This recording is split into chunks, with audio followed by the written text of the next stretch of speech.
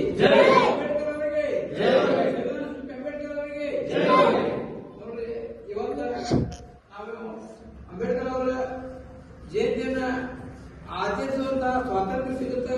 ಆ ಸಿಗುತ್ತಕ್ಕ ಸ್ವಾತಂತ್ರ್ಯಕ್ಕೂ ಅಂಬೇಡ್ಕರ್ ಅವರಿಗೆ ಹೇಳ್ಬೋದು. ಯಾಕಂದ್ರೆ ಮಾತನಾಡುವ ಹಕ್ಕು, ಊಟ ಮಾಡುವ ಹಕ್ಕು, ಶಿಕ್ಷಣದ ಹಕ್ಕು ಮತ್ತು ಸಮಾಜದಲ್ಲಿ ಬಹಳ ಹಕ್ಕನ್ನು ಕೊಟ್ಟಂತಹ ಮಹಾನ್ ಪಿತಾಮಹ ಅಂಬೇಡ್ಕರ್ ಅವರು. ಈ ಸ್ವಾತಂತ್ರ್ಯ ಬಗ್ಗೆ ಮಾತನಾಡಲು ಅವಕಾಶವೂ ಇರ್ತಿದ್ದಿಲ್ಲ. ಯಾವ ಜನರು ಸ್ಪಂದನೆ ಮಾಡಲಿಕ್ಕೂ ಒಂದು ಅವಕಾಶ ಇರ್ತಿದ್ದಿಲ್ಲ.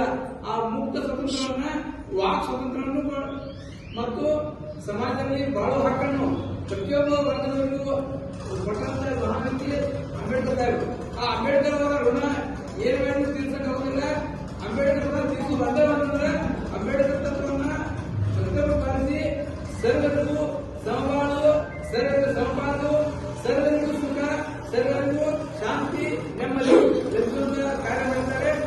ಆ ತತ್ವವನ್ನು ಬಾರಿಸಿಕೊಂಡು ಹೋಗುವ ಒಂದು ಸನ್ಮಾನ ನಡೆಯತಕ್ಕಂಥ ಮಾಡಿದರೆ ನಿಜವಾದ ಅಂಬೇಡ್ಕರ್ ಋಣ ಅಂತ ಹೇಳಿ ಮಾತನಾಡ್ತಾ ಈ ಕಾರ್ಯಕ್ರಮದಲ್ಲಿ ಈ ಸಂಘ ಮಾಡ್ತೀವಿ.